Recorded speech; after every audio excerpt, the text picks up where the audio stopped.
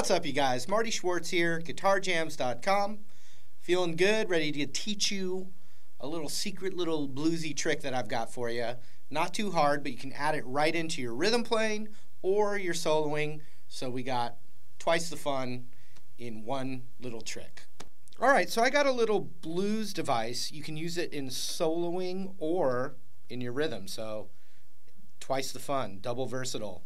And here's the concept, you know, blues, we're using dominant chords, or like 7 chords, or 9 chords, or 13 chords, or 7 sharp 9s, you know, all these fancy words. But basically they all kind of are bundled into this kind of bluesy sounding dominant chord. I'm just going to take a D7 bar chord. Right there. So it's like a full just E-shaped bar chord, but with the pinky off, you get a D7.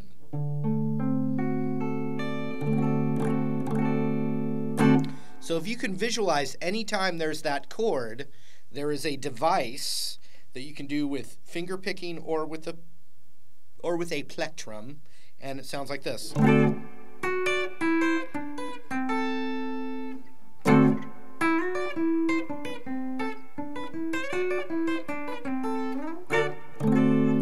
And where I'm going to end it, I mean, you can go all the way down, keep going down a pattern, keep going up a pattern. I'm going to keep it to this little device because where it ends is right on the James Brown chord or the 9-chord version of that same chord. So let's look at those 2 chords real quick. We got that D7 bar chord. And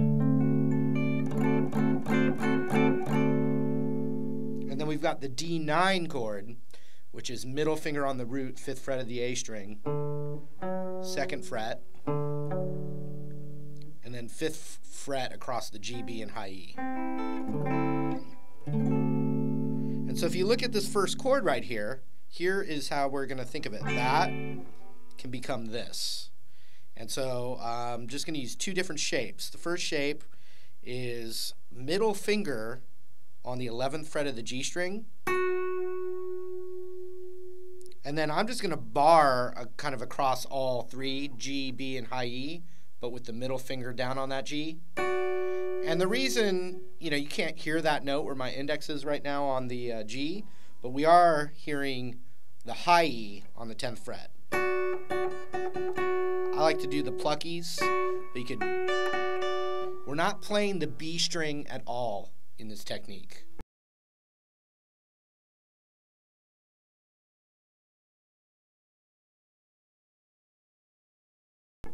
No B string, G high E, or high E G.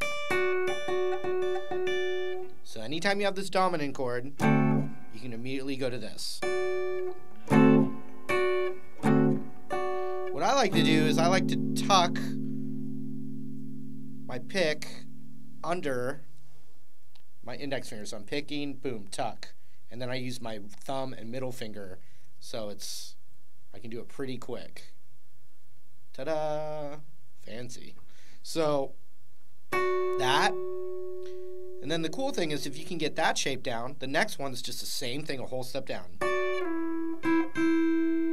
So then you get stuff like where you can go pluck them together or pluck the notes separately or reverse them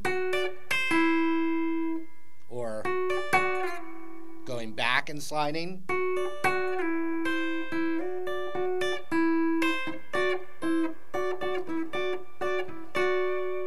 Okay, that one, whole step down. The next 2 are pretty easy too. We're just going to take that index finger and just bar across all 3 along the 7th fret there. Remember, no B string though. And then just the same thing down a whole step from there. And then you can transition into that D9 chord. You could also go the opposite way, go from here up.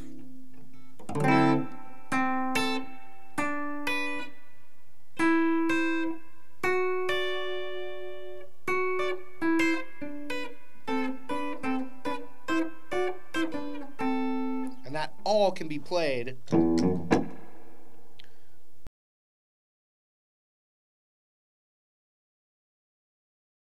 erase this here. That can all be played over that D7 chord.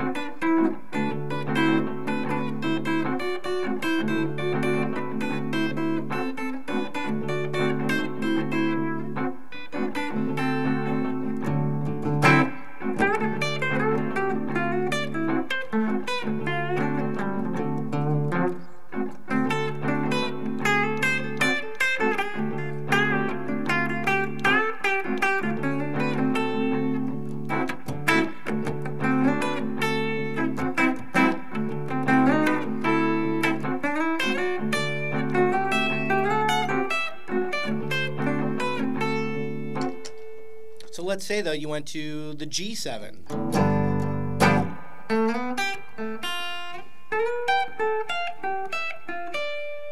Right there again, the G all the way up here. Same move.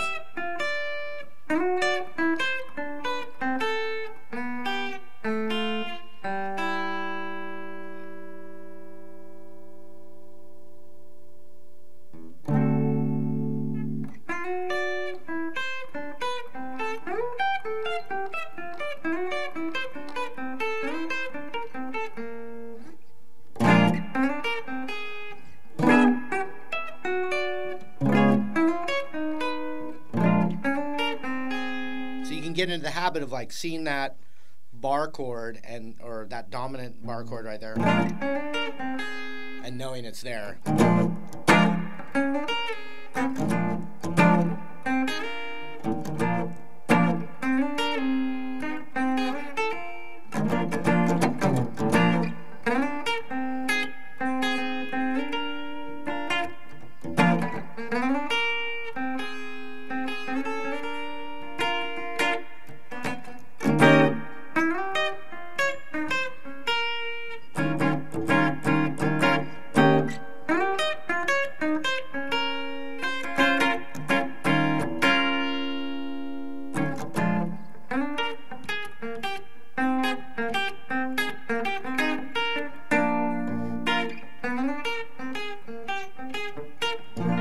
But remember, it's for a dominant chord. If it was like from a straight major progression, it's going to be a little bit different. And also, if it's what's known as like a major 7 chord, it's going to be different as well. So just keep this in mind. This is the bluesy double stop thing, the technical term, bluesy double stop thing. So anyway, hope that helps you.